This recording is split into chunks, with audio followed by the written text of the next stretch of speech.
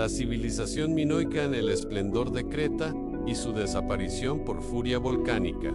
En el corazón del mar Egeo, donde las olas acarician las costas de Creta y el sol baña las colinas con luz dorada, floreció una de las civilizaciones más sofisticadas y enigmáticas del mundo antiguo, a la civilización minoica, considerada por muchos como la primera gran cultura europea. Los minoicos desarrollaron una sociedad compleja, pacífica y profundamente artística, que dejó un legado arquitectónico, religioso y comercial sin precedentes. Sin embargo, su desaparición repentina ha sido objeto de especulación durante siglos. Hoy, gracias a la arqueología, la geología y la climatología, sabemos que una erupción volcánica colosal, la de Santorini, y sus consecuencias ambientales fueron factores decisivos en el colapso de esta civilización brillante. La civilización minoica se desarrolló en la isla de Creta alrededor del 3000 a.C., alcanzando su apogeo entre los años 2000 y 1450 a.C. Su nombre proviene del legendario rey Minos, figura mitológica asociada al laberinto y al Minotauro. Aunque no hay evidencia directa de su existencia histórica, los minoicos no dejaron textos descifrables que expliquen su historia en detalle, pero sus palacios, frescos, cerámicas y restos arquitectónicos hablan de una sociedad avanzada, organizada y profundamente conectada con el mar. Creta, ubicada estratégicamente entre Europa, Asia y África, se convirtió en un centro de comercio marítimo. Los minoicos exportaban aceite de oliva, vino, cerámica y textiles, e importaban metales, piedras preciosas y productos exóticos. Su influencia se extendía por las islas del Egeo, la Grecia continental, Anatolia y Egipto. Esta red comercial no solo les proporcionó riqueza, sino también acceso a ideas, tecnologías y estilos artísticos que enriquecieron su cultura. Palacios sin murallas, el símbolo de una sociedad pacífica.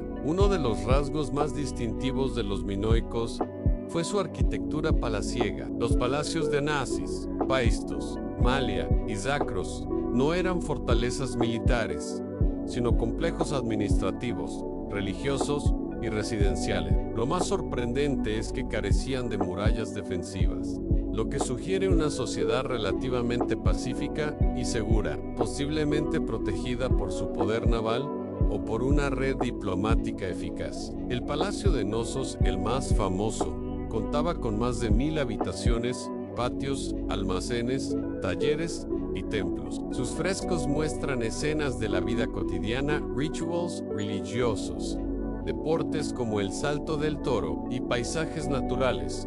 La presencia de sistemas de drenaje, baños y ventilación indica un nivel de ingeniería avanzado para la época. Además, los palacios funcionaban como centros de redistribución económica, donde se almacenaban productos agrícolas y artesanales para su posterior distribución. Religión, arte y simbolismo. La religión minoica era politeísta y profundamente vinculada a la naturaleza. Se veneraban diosas de la fertilidad, del mar y de los animales. La figura femenina predominaba en el culto, lo que ha llevado a algunos estudiosos a considerar que los minoicos vivían en una sociedad matriarcal o con fuerte presencia femenina en lo espiritual. Los rituales incluían danzas, sacrificios, procesiones y ceremonias en cuevas, montañas y templos. El toro era un símbolo central, asociado a la fuerza, la fertilidad y lo divino. De ahí surge el mito del Minotauro, encerrado en el laberinto de Nasis, que podría tener raíces en rituales minoicos reales. El arte minoico destaca por su colorido, dinamismo y naturalismo. Los frescos de Nasis, como el de los delfines o el de los acróbatas del toro, muestran una sensibilidad estética única. La cerámica, los sellos y las joyas reflejan una cultura refinada y conectada con el entorno. La representación de la naturaleza, flores, animales marinos, paisajes, sugiere una cosmovisión armoniosa y celebratoria de la vida. Escritura y administración. Los minoicos desarrollaron dos sistemas de escritura, el jeroglífico cretense y el lineal Aunque el lineal B, usado por los micénicos posteriores, ha sido descifrado, el lineal A sigue siendo un misterio. Esto ha dificultado la reconstrucción detallada de la historia minoica, pero se sabe que era utilizado para fines administrativos, religiosos y comerciales. La organización social minoica parece haber sido jerárquica, con una élite gobernante que residía en los palacios y controlaba la producción y distribución de bienes. Sin embargo, no hay evidencia de un sistema militar dominante, lo que refuerza la idea de una civilización centrada en el comercio y la diplomacia. La ausencia de murallas y armas en los sitios arqueológicos sugiere que la estabilidad se mantenía por medios no coercitivos. La erupción de Santorini, el cataclismo que cambió el Mediterráneo hacia el año 1600 a.C., ocurrió uno de los eventos volcánicos más devastadores de la historia humana a la erupción del volcán de Santorini. En la isla de Thera, al norte de Creta, en esta erupción, conocida como la erupción minoica, expuso más de 100 kilómetros cúbicos de material volcánico, generando una explosión equivalente a cientos de bombas nucleares. Las consecuencias fueron catastróficas. Tsunamis masivos, las olas generadas por la explosión, arrasaron las costas del mar Egeo, incluyendo las ciudades costeras de Creta. Se estima que los puertos minoicos fueron destruidos, interrumpiendo el comercio y provocando pérdidas humanas y materiales incalculables. Oscurecimiento del cielo. Las cenizas volcánicas se dispersaron por la atmósfera, bloqueando la luz solar y provocando un enfriamiento global temporal. Esto afectó los cultivos, las lluvias y el clima en toda la región mediterránea. Contaminación del aire y del agua. Los gases tóxicos emitidos por el volcán alteraron la calidad del aire y del agua, afectando la salud de las poblaciones cercanas. Desestabilización política y social. La destrucción de infraestructuras, la pérdida de recursos y la crisis ambiental provocaron tensiones internas, migraciones y posiblemente revueltas. Más allá del impacto inmediato de la erupción, los efectos ambientales se prolongaron durante décadas. La agricultura minoica, basada en el cultivo de olivos, cereales y viñedos, sufrió por la alteración del clima. Las lluvias se volvieron irregulares, las temperaturas descendieron y las tierras fértiles se degradaron. Esto provocó una crisis alimentaria que debilitó la economía y la estabilidad social. Las ciudades comenzaron a despoblarse, los palacios dejaron de funcionar como centros administrativos, y la cultura minoica entró en una fase de decadencia. La pérdida de confianza en las élites gobernantes, incapaces de gestionar la crisis, pudo haber acelerado el colapso. La invasión micénica,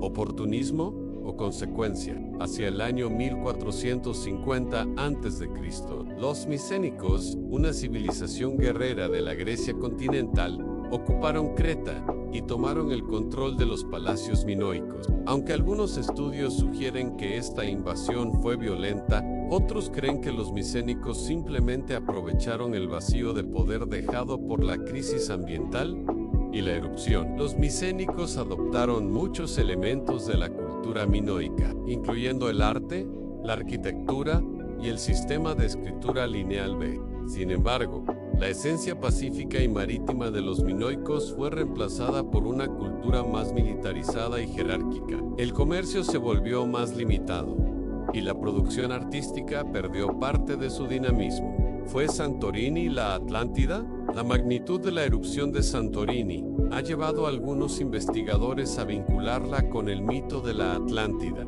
descrito por Platón como una isla avanzada que desapareció bajo el mar en un solo día. Aunque no hay pruebas concluyentes, las similitudes son intrigantes. Una civilización marítima, rica y sofisticada, destruida por un cataclismo natural. Además, algunos textos egipcios mencionan un agente del mar que desapareció tras una gran catástrofe, lo que podría referirse a los minoicos. Aunque el debate continúa, la idea de que Santorini inspiró el mito de la Atlántida sigue siendo una hipótesis atractiva. El legado minoico. A pesar de su desaparición, la civilización minoica dejó una huella profunda en la historia del Mediterráneo. Su arte, su arquitectura, su organización social y su visión del mundo influyeron en los micénicos, los griegos clásicos y, en última instancia, en la cultura europea. Los micénicos heredaron no solo sus técnicas constructivas y decorativas, sino también aspectos religiosos, como el culto a la diosa madre y la veneración de animales sagrados. En el plano artístico, los minoicos marcaron un antes y un después. Su estilo naturalista y dinámico se convirtió en modelo para generaciones posteriores. Las representaciones de la vida marina, los paisajes florales y las escenas rituales revelan una sensibilidad estética que contrasta con el arte más rígido de otras culturas contemporáneas. Incluso en la cerámica, los minoicos lograron una sofisticación técnica y decorativa que influenció a las culturas del Egeo durante siglos. En arquitectura, el diseño de los palacios minoicos, con múltiples niveles, patios centrales, sistemas de ventilación y drenaje, fue revolucionario. El concepto de un complejo palaciego como centro administrativo, religioso y económico fue adoptado por los micénicos y más tarde por los griegos clásicos en sus acrópolis. Redescubrimiento moderno Nevens y Nasis durante siglos. La civilización minoica permaneció oculta bajo capas de tierra y olvido. Fue redescubierta a principios del siglo XX por el arqueólogo británico Sir Arthur Evans, quien excavó el palacio de Nases y acuñó el término minoico, fascinado por los frescos, las estructuras y los objetos encontrados. Evans reconstruyó partes del palacio, aunque con cierta libertad interpretativa, que ha sido objeto de debate entre los arqueólogos modernos. Gracias a sus trabajos, el mundo conoció una civilización que no encajaba en los moldes tradicionales, era militarista, no era expansionista, y parecía haber florecido en armonía con su entorno. Las excavaciones posteriores en Paistos, Malia y Zakros confirmaron que Nasis no era una excepción, sino parte de una red de ciudades palaciegas interconectadas. Hoy, los sitios arqueológicos minoicos son visitados por miles de personas cada año. Museos como el de Heraclión albergan colecciones impresionantes de cerámica, frescos, herramientas y joyas que permiten reconstruir la vida cotidiana de los minoicos. La arqueología continúa revelando nuevos hallazgos, y el misterio de su escritura, aún sin descifrar, mantiene viva la fascinación por esta cultura. Una civilización sin guerra, mito o realidad. Uno de los aspectos más debatidos sobre los minoicos es su aparente ausencia de militarismo. A diferencia de los egipcios, los hititas o los micénicos, los minoicos no dejaron representaciones de batallas, conquistas o ejércitos. Sus palacios carecen de murallas defensivas y los restos de armas son escasos. ¿Vivieron realmente en paz durante siglos? Algunos estudiosos creen que su poder naval, la llamada talasocracia minoica, les permitió controlar el mar Egeo y evitar conflictos terrestres. Otros sugieren que su diplomacia y su red comercial les aseguraban estabilidad. Sin embargo, también es posible que simplemente no representaran la guerra en su arte, o que los conflictos fueran internos y menos documentados. Lo cierto es que comparada con otras civilizaciones contemporáneas, la minoica destaca por su enfoque en la vida cotidiana, la naturaleza y lo ritual, más que en lo bélico. Esta característica ha llevado a muchos a idealizarla como una sociedad utópica, aunque la realidad probablemente fue más compleja. El impacto ecológico y la resiliencia limitada. La erupción de Santorini fue el detonante, pero el colapso minoico también revela una limitada capacidad de resiliencia frente a desastres naturales. A pesar de su sofisticación, los minoicos no pudieron adaptarse a los cambios climáticos prolongados, la pérdida de recursos y la alteración de sus redes comerciales. Esto plantea preguntas relevantes para el presente. ¿Cómo se preparan las sociedades avanzadas para enfrentar catástrofes? ¿Qué papel juegan la ecología, la planificación urbana y la gestión de recursos en la supervivencia de una civilización? Los minoicos, con su dependencia del comercio marítimo, su agricultura intensiva y su concentración de poder en centros palaciegos, eran vulnerables a interrupciones externas. La erupción volcánica no solo destruyó ciudades costeras, sino que alteró el equilibrio ecológico de toda la región. La incapacidad para reconfigurar su modelo económico y político ante esta crisis fue, en última instancia, su perdición. Conclusión en piedra, ceniza y memoria. La civilización minoica fue una joya del mundo antiguo. Su arte, su arquitectura, su espiritualidad y su organización social la convierten en un modelo de sofisticación temprana, pero también fue una civilización frágil, dependiente de su entorno y vulnerable a los caprichos de la naturaleza. Hoy, mientras las ruinas de Naxos resisten el paso del tiempo y las cenizas de Santorini siguen cubriendo secretos bajo tierra, la memoria de los minoicos permanece viva. Es una historia que nos habla de esplendor y caída, de belleza y destrucción, de armonía y advertencia.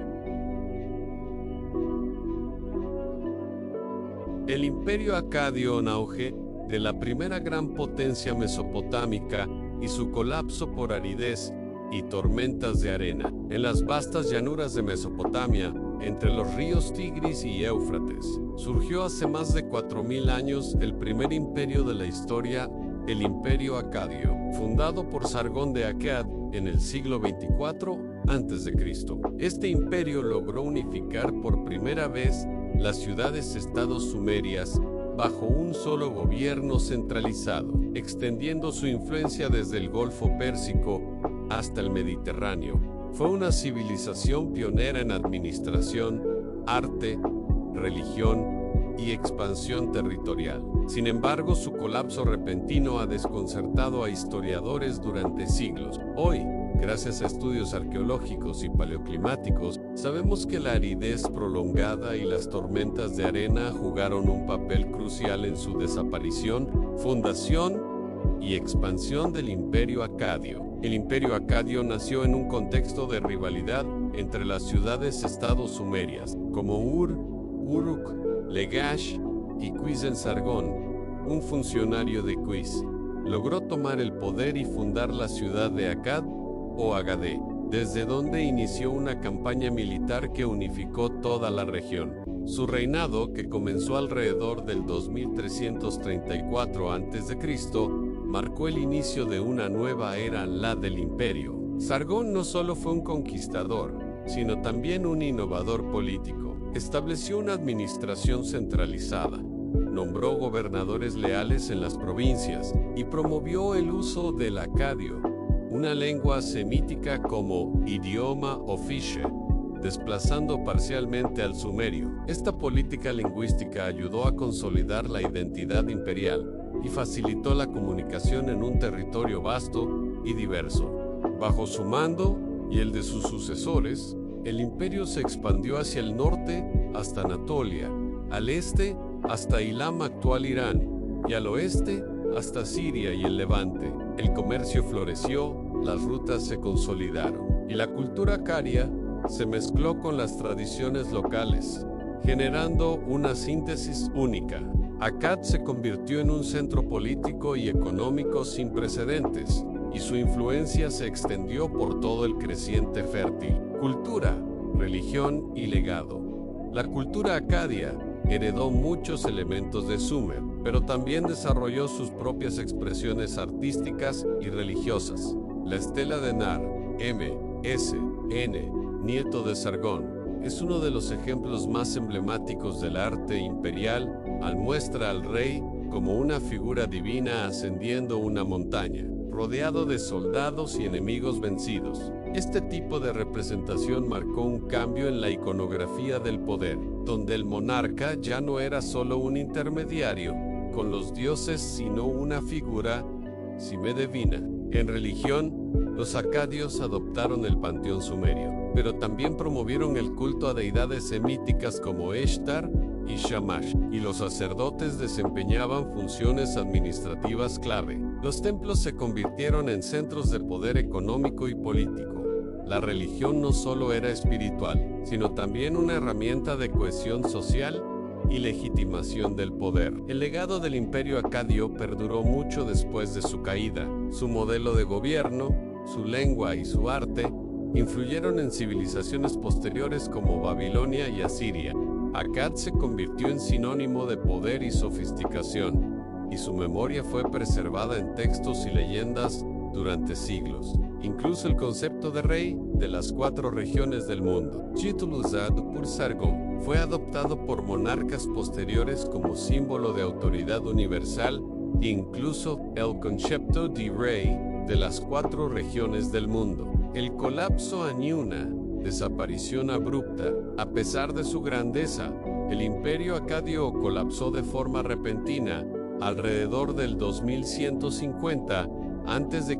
durante mucho tiempo. Los historiadores atribuyeron su caída a factores políticos y militares, a luchas internas, rebeliones provinciales, invasiones de pueblos nómadas como los gutios. Sin embargo, estas explicaciones no bastaban para entender el abandono masivo de ciudades, la desaparición de registros administrativos y el inicio de una edad oscura en Mesopotamia que duró más de un siglo. En las últimas décadas, estudios interdisciplinarios han revelado una causa más profunda: el cambio climático. Investigaciones en estalagmitas de Irán, sedimentos lacustres y fósiles de coral en el Golfo de Omán han mostrado que, durante el periodo del colapso acadio, la región sufrió una sequía prolongada y severa, acompañada de tormentas de arena invernales intensas. Aridez prolongada. El enemigo invisible. La agricultura mesopotámica dependía de la irrigación, pero también de lluvias estacionales que alimentaban los ríos y mantenían la fertilidad del suelo. Durante el colapso acadio, estas lluvias disminuyeron drásticamente. El nivel de los ríos bajó, los canales se secaron y las cosechas fracasaron año tras año. La sequía no solo afectó la producción de alimentos, sino también la cohesión social. Las ciudades comenzaron a despoblarse, los campesinos migraron en busca de tierras más fértiles, y las tensiones entre regiones aumentaron. La escasez provocó hambrunas, conflictos y una pérdida de legitimidad del poder central. Además, los registros arqueológicos muestran que muchas ciudades oqueríes fueron abandonadas y no fueron repobladas hasta siglos después. Esto indica que el impacto ambiental fue tan severo que la recuperación demográfica y económica tardó generaciones. La desertificación avanzó y zonas antes fértiles se convirtieron en páramos improductivos. Tormentas de arena. El azote del viento Shamael junto con la sequía, las tormentas de arena jugaron un papel devastador. Los vientos Shamal, que soplan desde el noroeste durante el invierno, se intensificaron durante el periodo del colapso. Estas tormentas cubrieron los campos de cultivo con polvo, erosionaron el suelo fértil y dificultaron la vida urbana. Estudios recientes han demostrado que los depósitos de polvo en las montañas de Irán aumentaron significativamente hace unos 4.200 años, coincidiendo con el colapso acadio.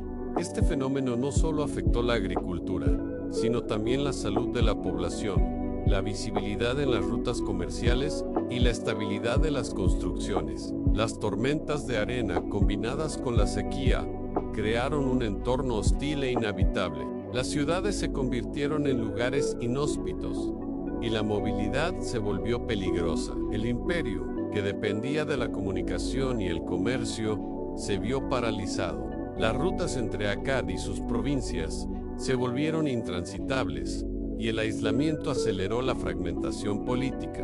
La invasión gutián, el golpe final. En medio de esta crisis ambiental, los gutios, un pueblo nómada de las montañas Zagros, aprovecharon la debilidad del imperio para invadir Mesopotamia. Según las crónicas, lograron derrocar al último rey acadio, Sharkali-Zeri, y saquearon muchas ciudades. Aunque la invasión gutia fue devastadora, hoy se considera más como una consecuencia que como la causa principal del colapso. Los gutios ocuparon una región ya debilitada por el cambio climático, la hambruna y el desorden interno. Su dominio duró aproximadamente un siglo durante el cual Mesopotamia vivió una etapa de fragmentación y retroceso cultural. Evidencias arqueológicas y científicas. El sitio arqueológico de Tel Island, en el norte de Siria, ha sido clave para entender el colapso acadio. Allí se han encontrado capas de abandono abrupto, depósitos de polvo y signos de desertificación. Los registros muestran que la ciudad fue abandonada durante más de 300 años, coincidiendo con la crisis climática. Además, estudios de corales fósiles del Golfo de Omán han revelado patrones de sequía y tormentas de arena que coinciden con el periodo del colapso. Estas evidencias, junto con análisis de estalagmitas y sedimentos, han permitido reconstruir el clima de la época con gran precisión. Los datos muestran que el cambio climático fue rápido, severo y de gran alcance. No se trató de una fluctuación menor, sino de una transformación ambiental que alteró profundamente la vida en Mesopotamia. La crisis fue sistémica,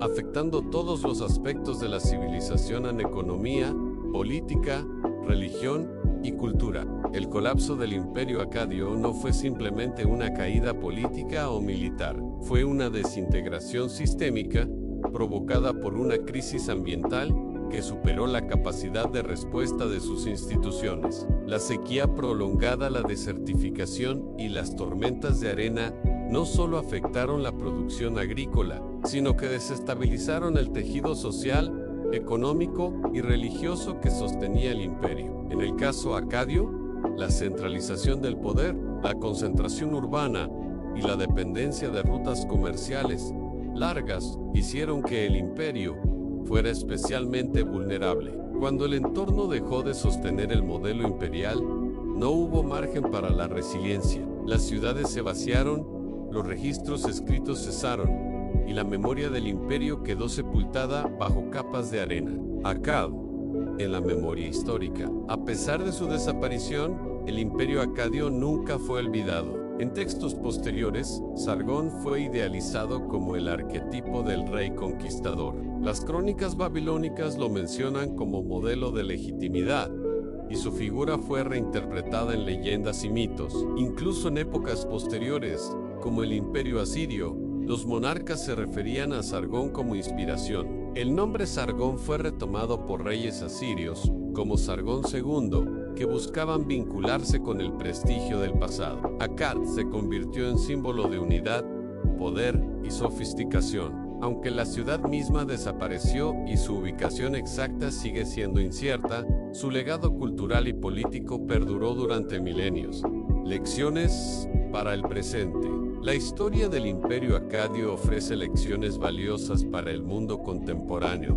En un momento en que la desertificación y la escasez de agua amenazan regiones enteras, el caso acadio es un recordatorio de que incluso las sociedades más avanzadas pueden colapsar si no se adaptan. La resiliencia no depende solo de la tecnología, sino también de la capacidad de anticipación, de la flexibilidad institucional y de la cooperación entre comunidades. El colapso acá demuestra que la centralización excesiva, la dependencia de sistemas rígidos y la falta de respuesta rápida pueden ser fatales. Además, nos invita a reflexionar sobre la relación entre poder y medio ambiente. Los imperios no existen en el vacío, dependen de la tierra, del agua, del clima. Cuando estos elementos cambian, el poder debe transformarse o perecer. Conclusión: arena, silencio y memoria. El imperio acadio fue una de las grandes hazañas de la humanidad antigua. Su capacidad para unificar,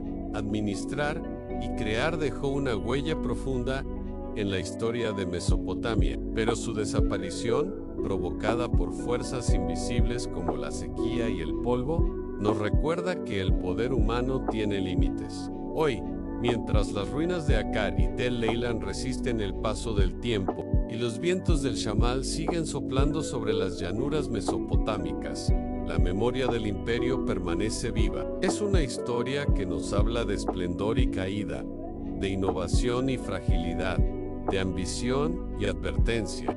Y en cada tablilla cuneiforme, en cada capa de polvo arqueológico, en cada mito que evoca a Sargón, los acadios siguen contando su historia. Una historia que, más de 4000 años después, aún tiene mucho que enseñarnos. Si les apasiona la historia como a mí, no olviden darle like a este video y suscribirse al canal para más historias fascinantes del mundo antiguo. Nos vemos en la próxima aventura arqueológica.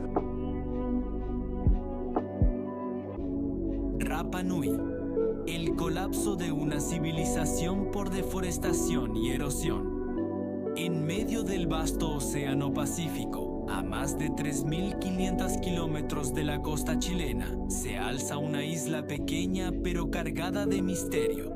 Rapa Nui, conocida mundialmente como Isla de Pascua, famosa por sus moais, enormes estatuas de piedra que miran hacia el interior de la isla.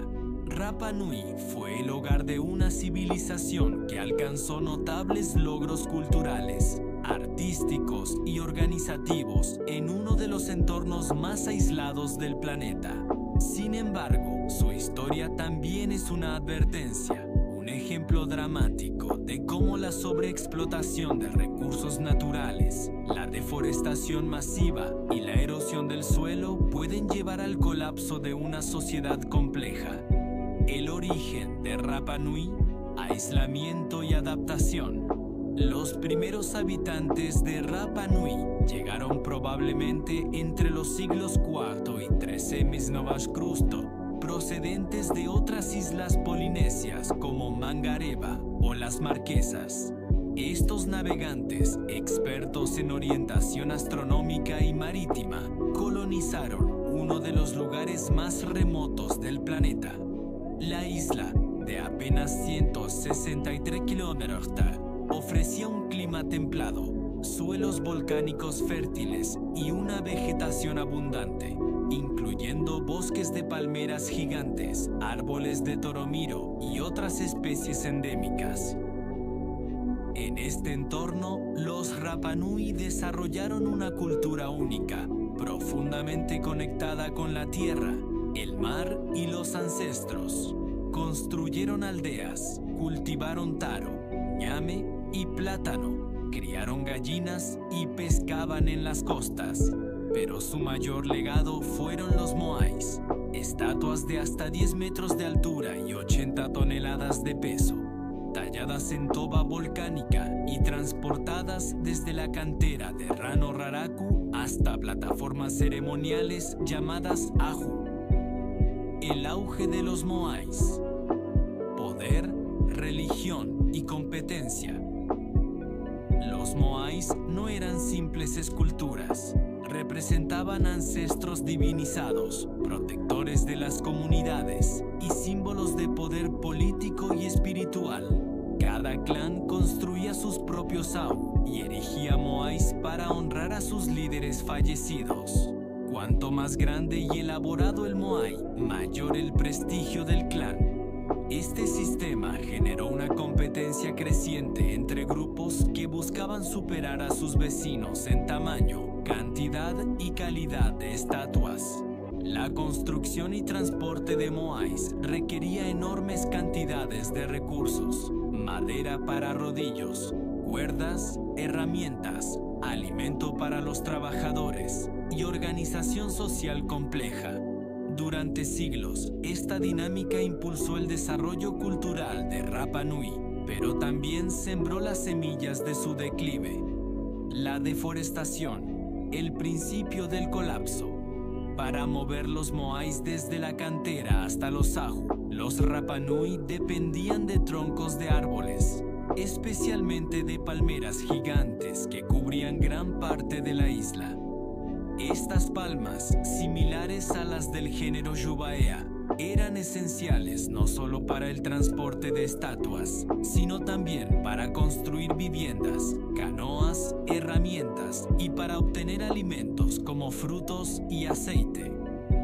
Sin embargo, la tala intensiva, combinada con la presión agrícola y la introducción de ratas polinesias que impedían la regeneración de las palmas al comerse sus semillas, provocó una deforestación masiva. Estudios de polen fósil y carbón vegetal muestran que hacia el año 1600 la isla había perdido prácticamente toda su cobertura forestal. La desaparición de los bosques tuvo consecuencias devastadoras. Sin árboles, la erosión del suelo se intensificó. Las lluvias arrastraban los nutrientes y los cultivos comenzaron a fallar. La falta de madera impidió la construcción de canoas, lo que aisló aún más a la población y redujo la pesca. La pérdida de hábitats naturales afectó la biodiversidad y la escasez de recursos provocó tensiones sociales, erosión y agotamiento del suelo. La erosión del suelo fue uno de los factores más críticos en el colapso de Rapa Nui. Sin vegetación que protegiera la tierra, los vientos y las lluvias arrastraron los sedimentos fértiles hacia el mar. Los campos de cultivo se volvieron improductivos y la capacidad de alimentar a una población estimada en más de 10.000 personas se redujo drásticamente. Los estudios arqueológicos muestran que los Rapa Nui intentaron adaptarse. Construyeron jardines de piedra, donde colocaban rocas volcánicas para retener la humedad y proteger las plantas del viento. También desarrollaron técnicas de compostaje y reciclaje de nutrientes. Pero estas estrategias no fueron suficientes para revertir el daño ecológico acumulado durante siglos. La erosión no solo afectó la agricultura, sino también la estabilidad de los Ajú y los Moais. Muchos fueron derribados o abandonados y la producción de nuevas estatuas Moai cesó. El sistema religioso y político basado en los Moais comenzó a desmoronarse. Crisis social, conflictos, canibalismo y transformación. La escasez de recursos provocó una crisis social profunda. Los clanes comenzaron a enfrentarse por el control de los pocos terrenos fértiles y fuentes de agua. Los registros orales y arqueológicos indican que muchos Moais fueron derribados intencionalmente durante estos conflictos, como símbolo de la caída del poder ancestral. En este contexto de hambre y desesperación, algunos grupos recurrieron al canibalismo. Aunque este aspecto ha sido debatido, existen evidencias de huesos humanos con marcas de corte y relatos tradicionales que hablan de Long Ears y Short Ears, dos grupos enfrentados en guerras internas. La sociedad Rapa Nui se transformó. El culto a los Moais fue reemplazado por el culto al hombre pájaro, Tangata Manu, centrado en la competencia anual por recolectar el primer huevo del ave manutara en el islote Motunui. Este nuevo sistema, menos dependiente de grandes construcciones y más vinculado al entorno marino, reflejaba una adaptación cultural a la nueva realidad ecológica. El contacto europeo, nuevas enfermedades y esclavitud. Cuando los europeos llegaron a Rapa Nui en 1722, encontraron una isla empobrecida, con pocos árboles, moais derribados y una población reducida. El contacto trajo nuevas enfermedades, como la viruela y la tuberculosis, que diezmaron aún más a los Rapa Nui.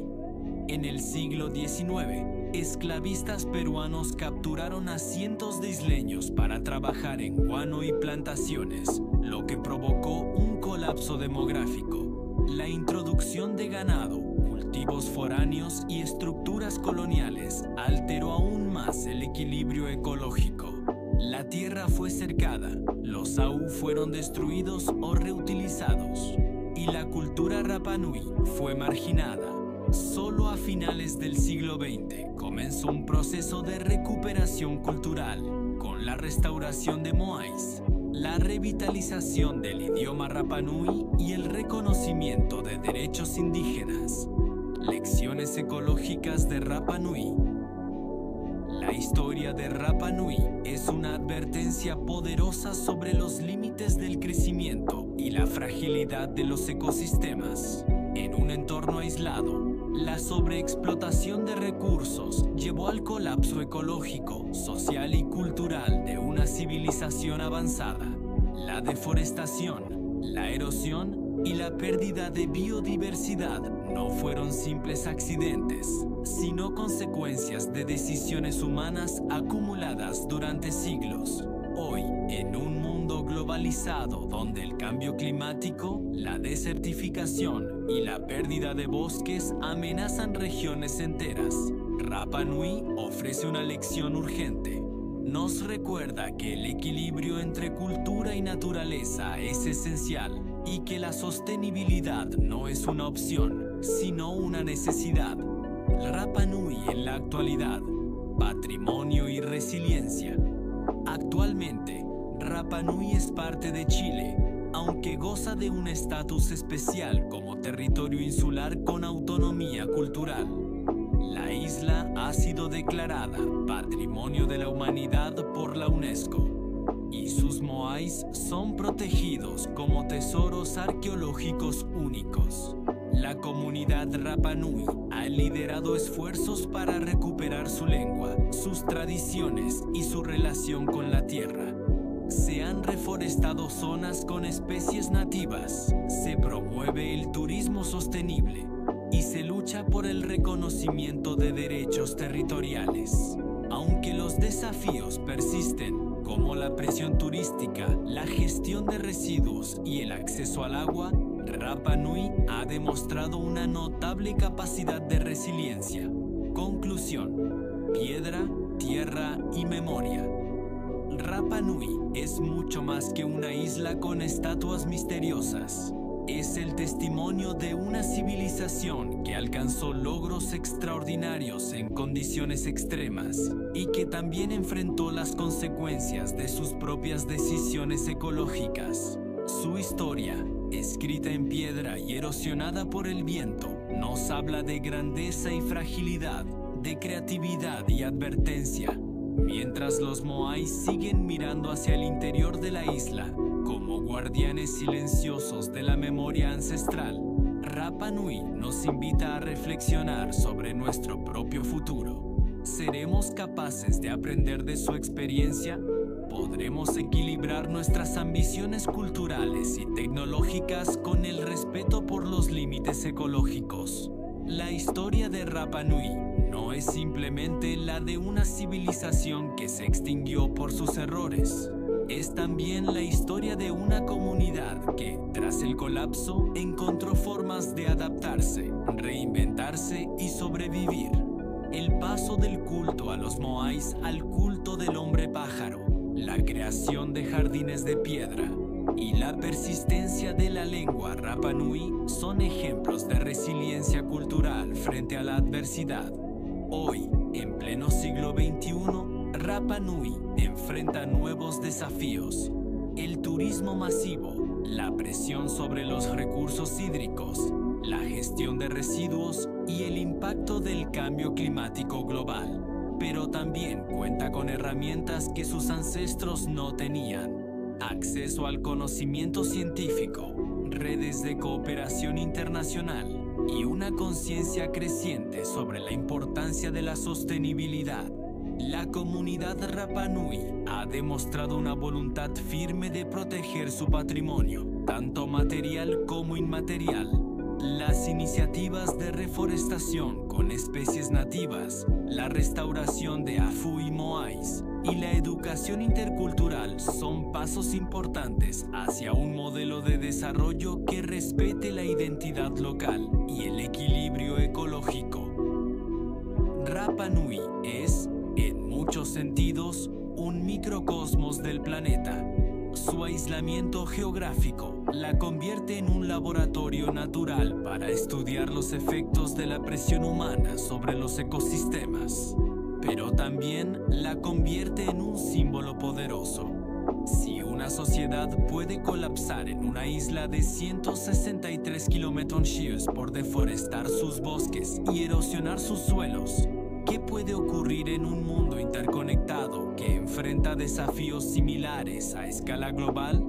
La historia de Rapa Nui nos recuerda que la sostenibilidad no es una idea moderna, sino una necesidad ancestral, que el respeto por la tierra, el agua y los ciclos naturales es tan vital como la innovación tecnológica, y que, al igual que los moais fueron tallados para honrar a los ancestros, nuestras decisiones deben honrar a las generaciones futuras.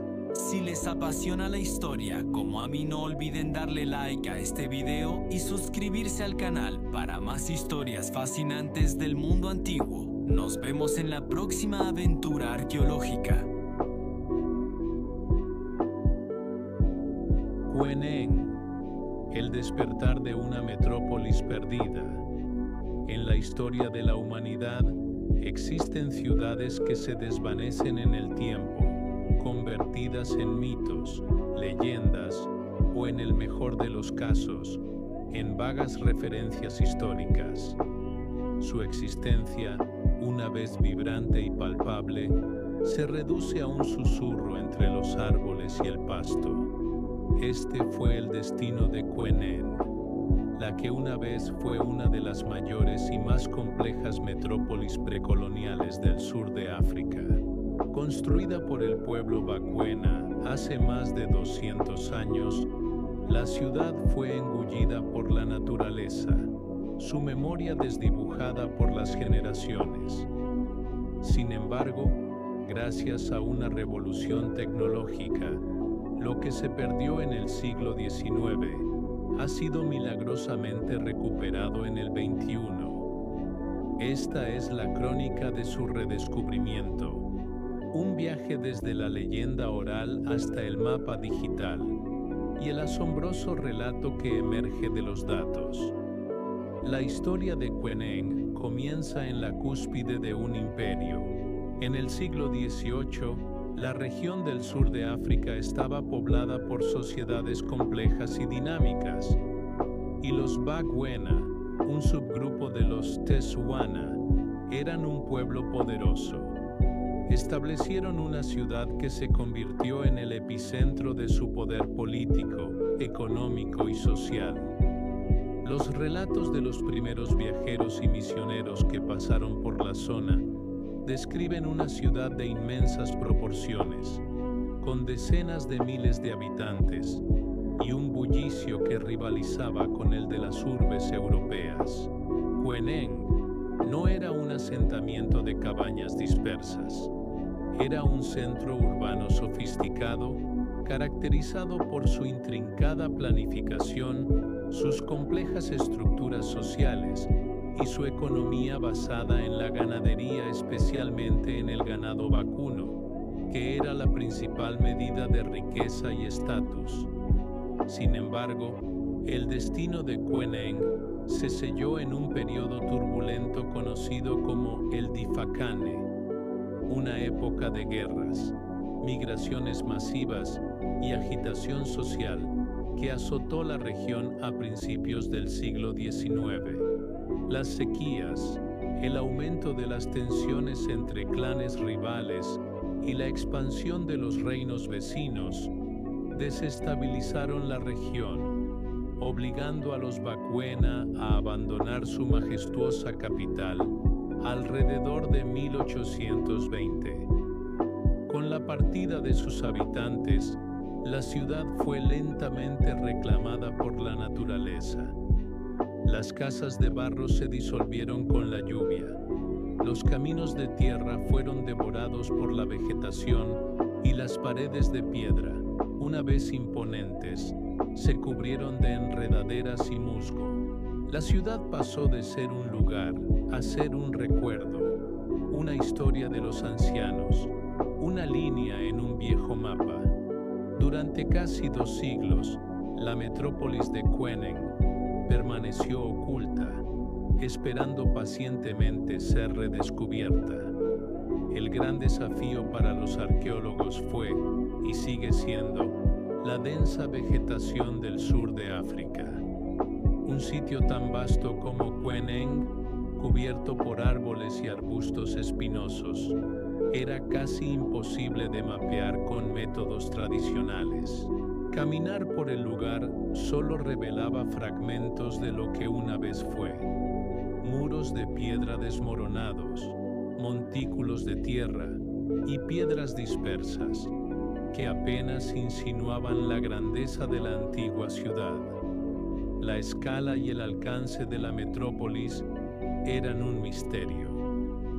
Pero esto cambió con la llegada de una tecnología que podría ver a través de los bosques: la detección y medición de distancias por luz, conocida como LIDAR. El LIDAR utiliza un láser montado en un avión o dron para emitir pulsos de luz hacia el suelo. Estos pulsos rebotan en la superficie y el sensor mide el tiempo que tardan en regresar. Al enviar millones de pulsos por segundo, el sistema puede crear una nube de puntos tridimensional extremadamente detallada del terreno. La magia del LIDAR radica en su capacidad para ignorar la vegetación. Algunos pulsos penetran los huecos entre las hojas y las ramas, llegando al suelo y revelando la topografía subyacente. Para Queneng, esto fue una revelación. Cuando los arqueólogos procesaron los datos del LIDAR, la ciudad que se creía perdida reapareció en la pantalla de un ordenador, con una claridad asombrosa. El mapa digital que emergió de los datos del LIDAR fue más que un simple croquis. Fue la radiografía de una sociedad entera. La tecnología reveló con una precisión sin precedentes las miles de estructuras de piedra que componían la metrópolis. Se distinguieron los caminos que conectaban los diferentes sectores de la ciudad, los complejos residenciales, las áreas ceremoniales y, lo más importante, los cientos de corrales de ganado circulares que dominaban el paisaje. Este descubrimiento confirmó lo que la historia oral había sugerido. La riqueza y el poder de Queneng estaban intrínsecamente ligados a sus vastos rebaños.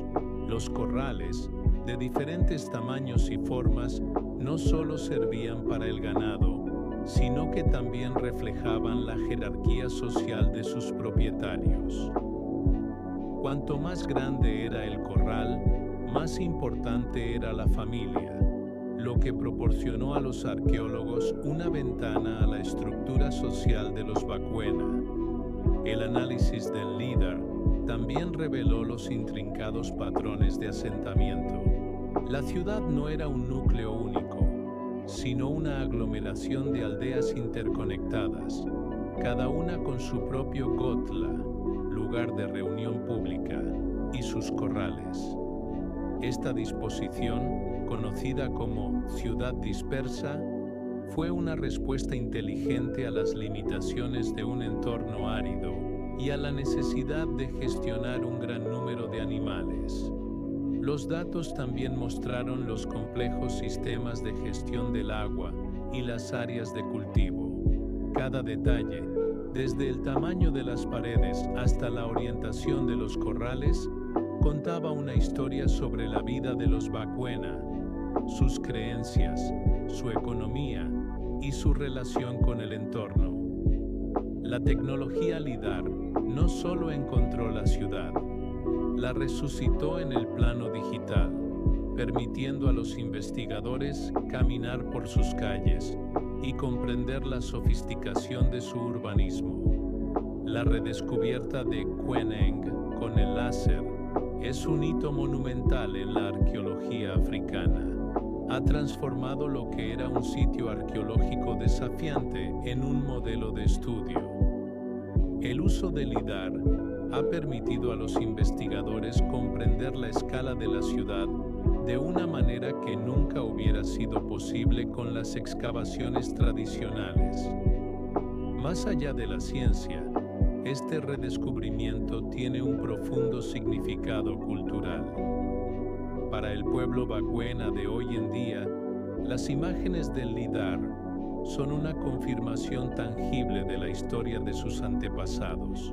La tecnología ha proporcionado una conexión física con su pasado, un vínculo visual con las leyendas que han sido transmitidas de generación en generación. La ciudad ya no es solo una historia, es una realidad que se puede ver, mapear y estudiar.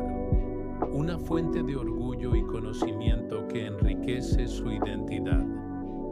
En conclusión, la historia de Queneng es una saga de pérdida y recuperación.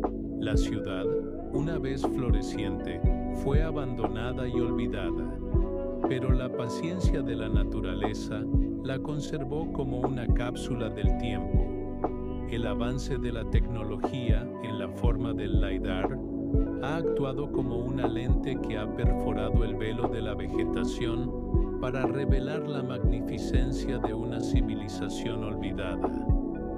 El redescubrimiento de Queneng nos enseña que el pasado no está perdido para siempre, solo espera la herramienta adecuada para ser desenterrado. Nos muestra que la tecnología y la tradición oral pueden trabajar de la mano, con el láser iluminando lo que la memoria ha conservado, para dar voz a las ciudades que se perdieron en el silencio de la historia. El legado de Queneng es un testimonio de la brillantez de sus constructores y un recordatorio de que, incluso en el abandono, la historia espera pacientemente a ser contada. Si te ha gustado el viaje por el Queneng, no olvides darle like al video, suscribirse al canal y activar las notificaciones. Nos vemos en el próximo viaje.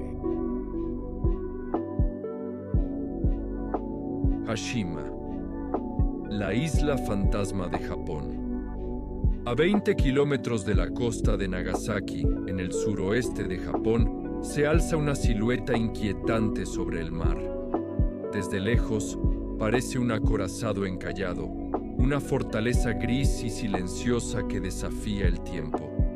Se trata de Hashima, una isla que alguna vez fue símbolo del progreso industrial japonés y hoy permanece deshabitada, corroída por el salitre y el olvido.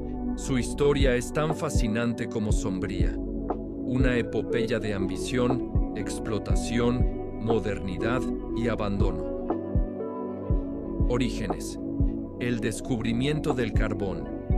La historia de Hashima comienza en 1887, cuando se descubrió una veta de carbón submarina a unos 200 metros bajo el nivel del mar. Japón, inmerso en la era Meiji, buscaba modernizarse rápidamente y necesitaba recursos energéticos para alimentar su creciente industria. La isla, de apenas 6,3 hectáreas, se convirtió en una joya estratégica. En 1890, la poderosa corporación Mitsubishi adquirió la isla y comenzó la explotación minera. Lo que era una roca solitaria en el mar se transformó en una ciudad flotante, diseñada para extraer carbón del fondo marino. Así nació uno de los proyectos industriales más ambiciosos de Japón. Auge industrial. La ciudad vertical. Durante las primeras décadas del siglo XX, Hashima vivió una transformación radical. Para albergar a los trabajadores y sus familias, Mitsubishi construyó una ciudad compacta y vertical. En 1916, se levantaron los primeros edificios de hormigón armado, convirtiendo a Hashima en uno de los primeros lugares de Japón en adoptar esta técnica. La isla llegó a tener más de 30 edificios interconectados por pasillos, escaleras y patios. Había escuelas, hospitales, tiendas, templos, incluso salas de cine. Todo en un espacio reducido, rodeado por un muro perimetral que la protegía de los tifones. En su apogeo, Hashima albergó a más de 5,000 personas, lo que la convirtió en una de las zonas más densamente pobladas del planeta. La vida en Hashima era dura, pero funcional. Los mineros trabajaban en condiciones extremas, descendiendo a túneles submarinos para extraer carbón. Las familias vivían en departamentos pequeños, sin privacidad, pero con acceso a servicios básicos. La isla era un microcosmos urbano, una ciudad autosuficiente en medio del mar. Segunda Guerra Mundial. Esclavitud y sufrimiento. Durante la Segunda Guerra Mundial, la producción de carbón en Hashima se intensificó. Japón necesitaba energía para sostener su maquinaria bélica, y la isla se convirtió en un punto clave de abastecimiento. Sin embargo, esta etapa también está marcada por uno de los capítulos más oscuros de su historia. Entre 1943 y 1945, Mitsubishi utilizó trabajadores forzados coreanos y chinos, sometidos a condiciones inhumanas. Muchos murieron por accidentes, enfermedades o agotamiento. Este episodio ha generado controversia internacional, especialmente entre Japón y Corea del Sur, que exige reconocimiento y reparación por los abusos cometidos. Aunque la isla prosperaba económicamente, su historia está marcada por el sufrimiento de quienes fueron obligados a trabajar en sus entrañas, declive y abandono. Con el paso del tiempo, el carbón comenzó a perder protagonismo frente a otras fuentes de energía, como el petróleo. En la década de 1960, Japón inició una transición energética que afectó directamente a Hashima. La demanda de carbón cayó y mantener la mina dejó de ser rentable. En 1974, Mitsubishi cerró oficialmente la mina y la isla fue evacuada el 20 de abril de ese mismo año. Los residentes abandonaron sus hogares, dejando atrás muebles, utensilios, libros, juguetes. Hashima quedó congelada en el tiempo, como si sus habitantes hubieran desaparecido de un día para otro. Desde entonces, la isla permanece deshabitada. Sus edificios, expuestos al viento marino y la humedad, comenzaron a deteriorarse. El concreto se agrietó. Las ventanas se rompieron. Las estructuras colapsaron. Hashima se convirtió en una ciudad fantasma, un testimonio silencioso de una era industrial que ya no existe. Redescubrimiento y fama mundial. Durante décadas, Hashima fue ignorada por el público japonés. Su acceso estaba restringido y muchos la consideraban un lugar peligroso o maldito. Sin embargo, en los años 2000, la isla comenzó a despertar interés internacional. En 2009, se permitió el acceso turístico limitado a ciertas zonas seguras. En 2015, Hashima fue incluida en la lista de Patrimonios de la Humanidad de la UNESCO, como parte de los sitios de la revolución industrial de la era Meiji. Esta distinción reconoció su valor histórico y arquitectónico, aunque también generó polémica por omitir el uso de trabajo forzado durante la guerra. La fama de Hashima creció aún más cuando apareció en la película Skyfall, 2012, de la saga James Bond. Aunque las escenas fueron recreadas en estudio, la estética de la isla inspiró el escondite del villano. Desde entonces, Hashima se convirtió en un ícono de la decadencia urbana, fotografiada por exploradores, cineastas y curiosos de todo el mundo. Arquitectura y atmósfera. Lo que hace única a Hashima no es solo su historia, sino su apariencia. Desde el aire, la isla parece un buque de guerra. De ahí su apodo Gunkanjima, isla del acorazado. Su perfil es compacto, geométrico, casi militar. Los edificios de concreto, muchos de ellos construidos en los años 30 y 40, son ejemplos tempranos de urbanismo vertical. Las estructuras están conectadas por pasajes estrechos, escaleras laberínticas y patios interiores. Todo está diseñado para maximizar el espacio en un entorno limitado. La atmósfera de Hashima es inquietante.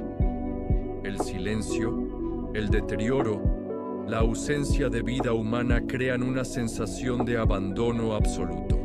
Es como caminar por una ciudad post-apocalíptica, donde el tiempo se ha detenido. Cada rincón cuenta una historia. Una bicicleta oxidada, una pizarra escolar, una cocina intacta. Todo evoca la vida que alguna vez existió allí. Controversias y memoria. A pesar de su reconocimiento como patrimonio, Hashima sigue siendo objeto de debate. La omisión del trabajo forzado en las narrativas oficiales ha sido criticada por organizaciones de derechos humanos y gobiernos extranjeros. Japón ha sido presionado para incluir esta parte de la historia en los materiales turísticos y educativos. Además, el deterioro de la isla plantea desafíos para su conservación. Muchos edificios están en riesgo de colapso y las visitas deben ser cuidadosamente reguladas. Algunos expertos proponen restaurar partes de la isla como museo, mientras otros defienden dejarla tal como está, como un monumento al paso del tiempo. Conclusión. Hashima es mucho más que una isla abandonada. Es un símbolo de la industrialización japonesa, un testimonio de la vida obrera, un escenario de sufrimiento humano y una obra arquitectónica única. Su historia nos habla de ambición, modernidad, explotación y olvido. Hoy, Hashima permanece como una ciudad fantasma, suspendida entre el pasado y el presente. Su silueta gris sobre el mar es un recordatorio de lo que fuimos capaces de construir y de lo que también podemos perder. En sus ruinas se esconde una lección sobre el progreso, la memoria y la fragilidad de nuestras ciudades. Si te ha gustado el viaje por Hashima, no olvides darle like al video, suscribirse al canal y activar las notificaciones. Nos vemos en el próximo viaje.